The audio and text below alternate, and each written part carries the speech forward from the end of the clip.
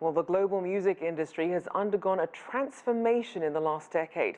Record labels no longer dominate thanks to technology. Now it's all about streaming and the growing clout of those who make music. Well, for more on the worldwide music scene and its future, I'm joined live from New York by Cherie Hu. She's a journalist and researcher who specializes in the music industry. Welcome back to the show. Thank you. Thanks for having me. So let's start with the world's biggest music companies and how they're adapting to competition from some of these tech rivals. Yes, so how are they adapting?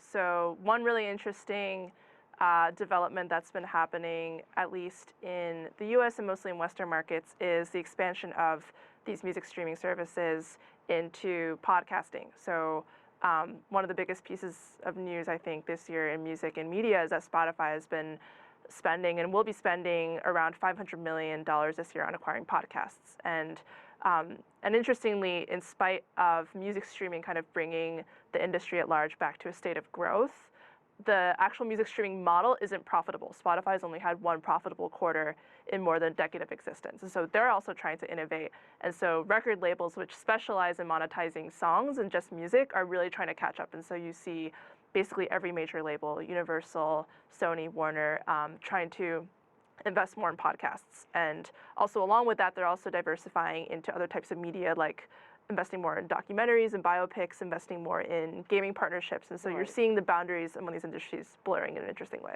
Now, you mentioned this cross-pollination when it comes to streaming and podcasts, all these things growing incredibly fast, but it's also given rise to what's called stream ripping, where people rip these tracks and programs from the platforms, download them so then they don't have to keep going back to the platform. So how are legal protections for some of these streaming companies and the artists really keeping pace? Yeah, so it's a super interesting trend because, yeah, on one hand, I think the rise in income from streaming has offset the decline in revenue that happened in sort of the first wave of piracy at the turn of the 21st century, when services like Napster and LimeWire really came to the forefront. But then on the other hand, I think this is happening a bit less now, but as streaming services like Spotify and others like Tidal, which is owned by Jay-Z, we're investing more in exclusive content, so you can only get like Beyonce's or Jay-Z's content on Tidal for a while. Of course, not all users are subscribing just to that one service, and so they're going to want to continue to, to pirate and to stream rip. And so what I sense is happening is that as a result, streaming services, at least in Western markets and I think internationally as well, they're kind of abandoning this dependence on exclusive content altogether, and they're instead trying to encourage they're trying to encourage artists to release music on all platforms, so that to I guess decrease the chances of them stream ripping in a sense. Now, Cherie, I do want to get to this idea of consumers. They might not always be paying much attention to the sort of information that they're actually sharing with some of these streaming companies. Talk about the importance of streaming both for revenue but also data purposes.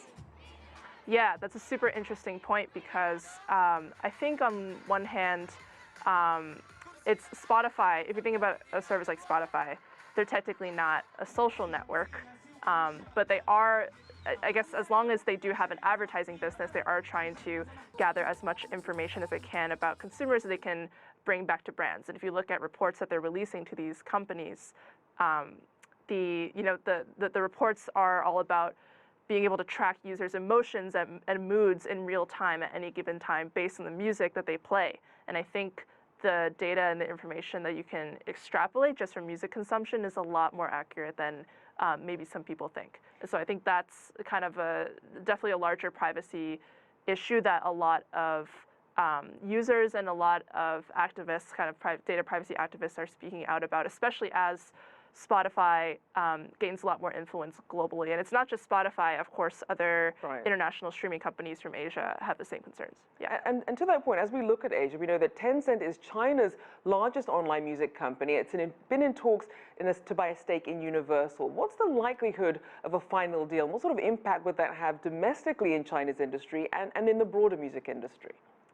Yes, I personally think it's really likely. And in kind of thinking about this deal, I've thought a lot about how the film and kind of TV industry is actually quite far ahead of music.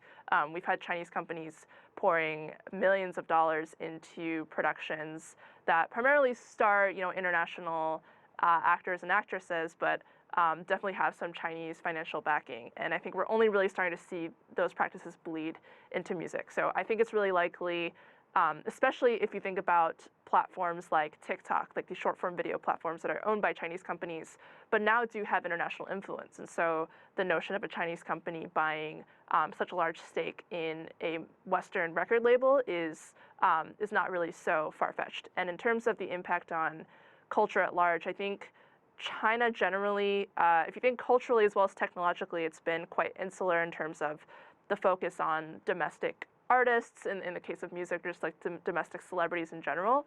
And I think those borders culturally are finally starting to be permeated a little bit through film as well as music. All right, thank you so much. Cherie Hu there, journalist and researcher who specializes in the music industry. Thanks so much.